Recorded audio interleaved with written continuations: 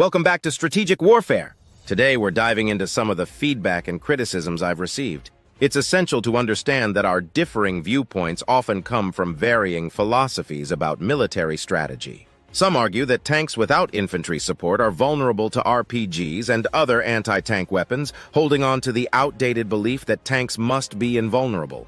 My stance is clear. Losing tanks is far preferable to losing human lives.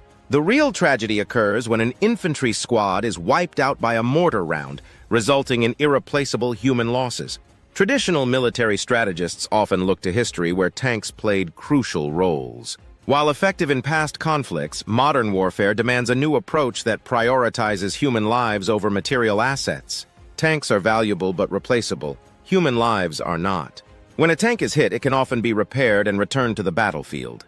The loss of soldiers, however, profoundly impacts morale, training resources, and overall combat effectiveness. Training a skilled soldier takes years and significant investment, making them far more valuable than any single piece of equipment. Of course, tanks can be destroyed, but it's far easier to destroy infantry and lighter vehicles. Lessons from WW 2 highlight that pilots were deemed more valuable than their planes, emphasizing the importance of human assets over material ones. This principle remains relevant today.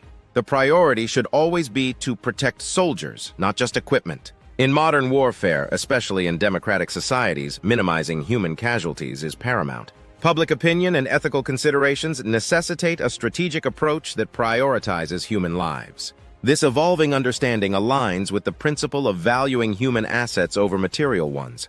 Critics of this viewpoint may not fully appreciate the long-term implications.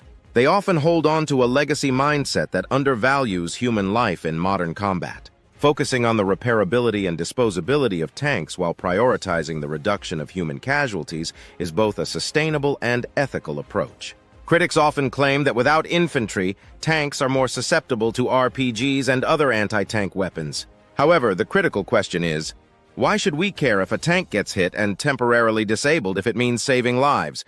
Tanks are designed to withstand damage and can be repaired. The same cannot be said for human lives lost in battle. When a tank is disabled, the crew often survives, which is a minor setback compared to the significant loss of life when infantry are exposed to enemy fire. Infantry are vulnerable to a wide array of threats, and the loss of a single squad can have a devastating impact on military operations. Modern warfare technology, such as drones and precision-guided munitions, further underscores the importance of protecting human assets. These technologies provide critical support and reconnaissance, reducing the need for infantry to be directly involved in tank operations. This strategic use of human resources preserves lives while maintaining combat effectiveness. The notion that tanks must be invulnerable is outdated and unrealistic. While tanks are powerful tools, they are not impervious to damage. Accepting their vulnerability and focusing on minimizing human casualties is a more pragmatic and humane approach. The true measure of military success is not the number of tanks preserved, but the number of lives saved. Strategically, the emphasis should be on the most effective and humane methods of warfare. This involves recognizing that tanks, while essential, are tools designed to protect human lives. While tanks will inevitably be lost, the lives saved by using tanks in place of infantry far outweigh the material losses. In conclusion, the argument is not about neglecting the importance of tanks and other assets, but about recognizing their disposability compared to the irreplaceable value of human lives. Prioritizing human lives over material assets is not just a strategic choice, it is a moral imperative in today's warfare landscape.